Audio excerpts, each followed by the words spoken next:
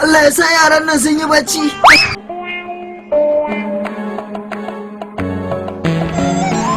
Wannan kuma wani ɗan iska ya zo ya ajiye min shi a cikin gida. Yasa haka mutanen anguwan nan namu ne wani ya zo ya sa shi.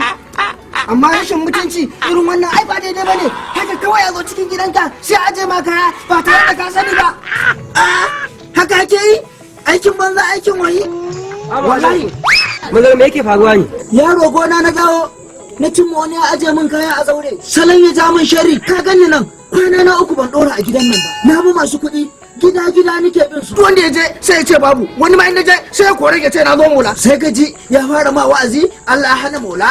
Da mutuwa na yi da yi zu ana rige-rigen aikowa da buhunan shinkafa gidan nan saboda ai zama makoki. To koma waye aje kayan nan na fi shi rashin mutunci wallahi.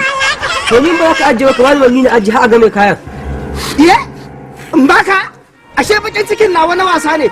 Ai yadda ya zo ya sakala man kayan nan a cikin gida to duk wanda ya zo ya aje shi ya ja ma kanshi domin ɗaukan shi zan yi in je tsumbula shi a tsohuwar rijiyar nan na bayan gari ne bakan gizo da macizai. Ba ni na ce ya zo ya aje ba. Inna lillahi.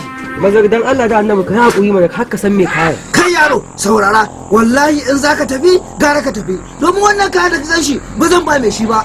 A gaskiya ne wani ganin wannan asara ba zan dauka. Wallahi zan ma rashin mutunci in baka saki ba. Ba zan shiga gidan ba na fasa sai na je na tsumbula shi a rijiya in dawo tukuna.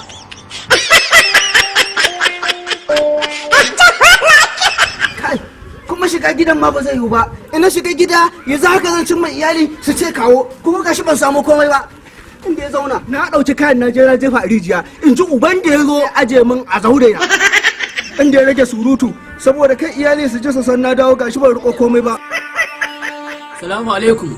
Mazari. Wa alaikum salam. Alhaji. Ya gajiya. Ya yara. iyali.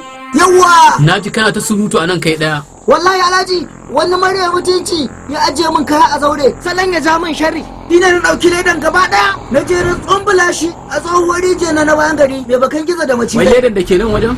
Mana. Ayya zakka ce na kawo maka. Miliyan 1.5 da na zo na gaba ka nan sai na aje maka a ciki. Sai wasu 'yan kayan masarufi da na haɗo maka da su. Me kace Alhaji? Miliyan 1.5 ne chip na aje maka a ciki. What? Wayo Allah Me ke faruwa? Wayo Allah wala. Shi ke faruwa. Me ke faruwa? Subhanallahi.